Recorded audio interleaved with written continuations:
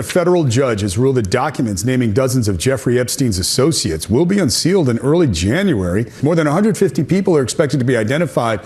The judge set to release this January 1st. January 1. January 1st, New Year's Day.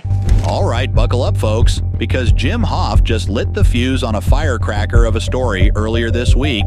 Get this, 177 of Jeffrey Epstein's buddies, the kind you don't brag about at parties, are about to have a New Year's headache bigger than their hangovers. These cats are set to be named in court docs that'll pop open like a can of worms in early 2024. Now, a couple of these characters were sniffed out by the Daily Mail, including some folks who probably just scrubbed toilets and did laundry. But get a load of this, the only big fish they've netted so far is Harvard's own law shark, Alan Dershowitz. So, what's all this hullabaloo about? It's tied to a defamation tango where Prince Andrew's accuser, Virginia Roberts, now Jeffrey, is squaring off against Epstein's partner in crime, Ghislaine Maxwell, in the Big Apple. Jeffrey, playing the role of Santa's little helper, dished out a statement on X, pretty much cackling at the thought of these bigwigs getting coal in their stockings. But wait, there's more. News Nation, not to be outdone,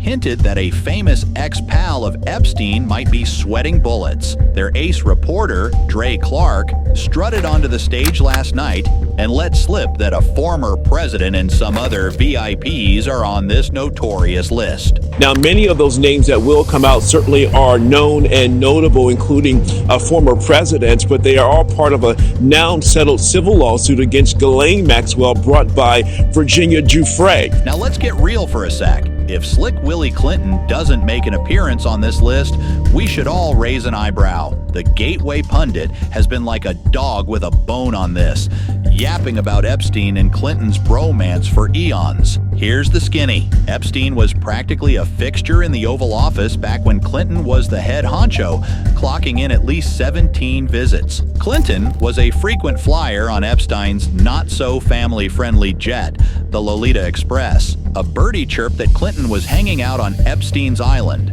a place not known for its scenic views, with Epstein, Maxwell, and a couple of young gals. Pics of Clinton cozying up to one of Epstein's victims and getting a neck rub from another are out there. Rumor has it, he and Maxwell were more than just chums, and Clinton himself dropped a vague hint last year about his ties to Epstein, saying, "The evidence is clear." Any comments on the alleged allegation of your connection with Jeffrey Epstein?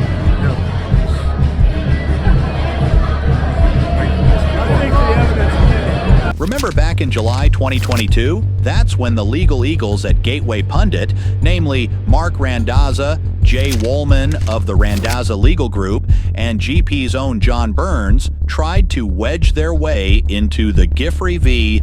Maxwell case in New York. Talk about a wild ride.